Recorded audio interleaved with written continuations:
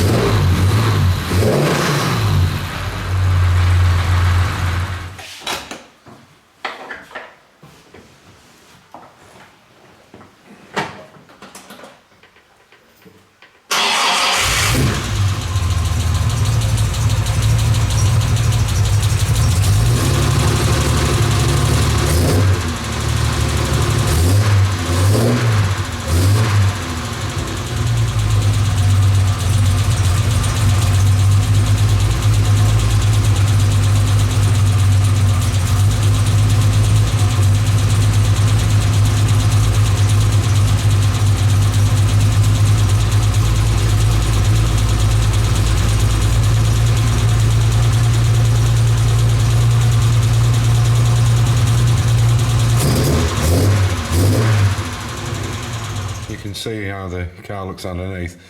There's a few cobwebs here and there, what have you. It hasn't been used for over a year now, unfortunately, because of what's going on.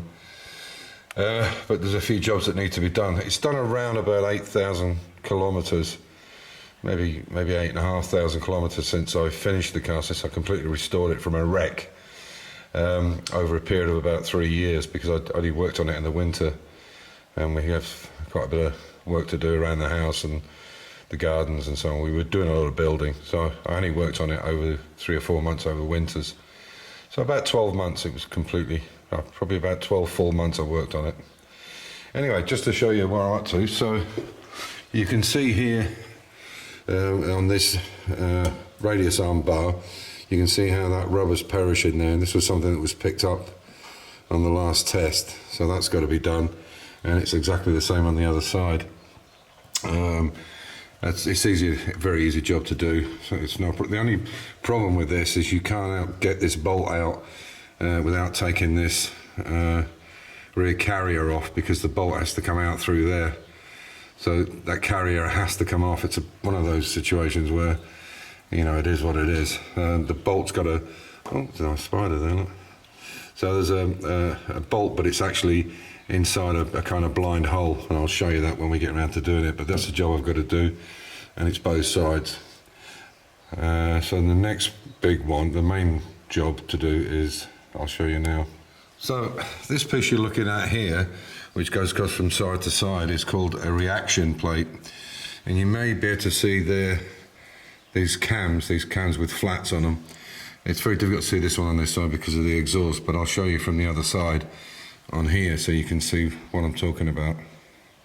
So this is a better shot of it here. You can see exactly how the system works. So this is the main torsion bar here, and this reaction plate is adjustable because of this cam, but you can see it's on the highest lobe there, So it's a cam, but it's got flats on it, so it sits across this teardrop here.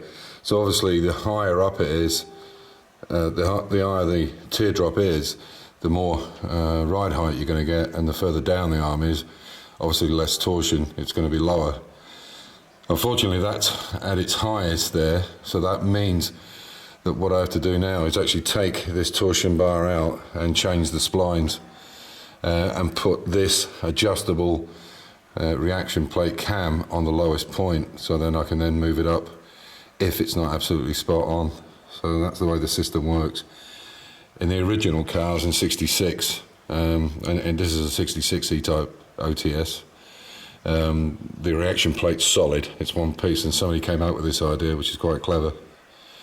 And but there is quite a lot of work to get it out. So I don't know if I'll turn this around, and you can see here as the torsion bar goes along, maybe I can put this, see what I'll do, I'll pull this pit jack along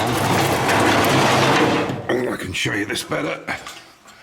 Okay, so now you can see, so there's the torsion bar at this end. So now to get this torsion bar out, I need to then drop this lower wishbone. And that's not a simple case of just taking off the lower ball joint. You have to be able to take this completely off. So it means jacking up the suspension and taking the whole thing off, and it's all shimmed as well. They're shimmed here and at the end here. So it's quite a bit of work to do, but it does need doing. The car at the moment is sitting, I don't know if you can see it there, if it's obvious, but from this point here down to this point here down, there's 2 centimeters of difference, so probably 1.5 inches, and you can see that it's sagging a little bit on the front. So that means taking the exhaust off. Quite a bit of work to do it. So we'll be showing you these over the next videos that I do, and then we'll go on from there. It's a bit dirty underneath. But yeah, I mean, this car, if you're interested in having a look at E-types and how they're built up, I've got a video called Jaguar E-type restoration 4 years in 4 minutes. So it's a 4-minute video of photographs showing exactly what this car looked like when I bought it from America. It really was in a sorry state, and the car, basically the bottom 25% of this car has been completely rebuilt. All new floors, new inner and outer sills, all the lower panels, door skins, everything's been done on it. It was really a wreck. So at some point the car has been in half. It's never physically been in half, because the way I did it was I did one piece at a time, so the car was never physically in half, even though all that was really left was the front and the rear bulkhead on this car, and even they weren't in great condition. But I've completely redid it over the 3 years that I talked about, or 12 months, 14 months, whatever it was in total. And the only job I didn't do on this car was the paint. The paint was done professionally, because I haven't got the skill to do that. But everything else, the engine build, everything was done by myself, all the interior, everything. So I hope you're interested in maybe looking into this. Now, unfortunately, Amir, because of this new shutdown on Tuesday in Austria, where I live, hopefully he can get back in a couple of weeks, but if he can't, I'll just move on with it the best I can. So, yeah. But I'd forgotten. I only drove the car. It was sat over here where this table is. It was sat here for about a year. And then when I redid the tappets, and you can hear now that they're much better, I drove it basically through that door there, around the house, and then up the drive here, and put it on. And I've forgotten just how nice it was. So hopefully 2021 will be the year we can get it back out and go to some club meetings and old-timer meetings, as they call them in Austria and Germany, and really enjoy it again. So thanks for watching it, and on that note, stay safe, keep the faith, and enjoy your hobby. Take care.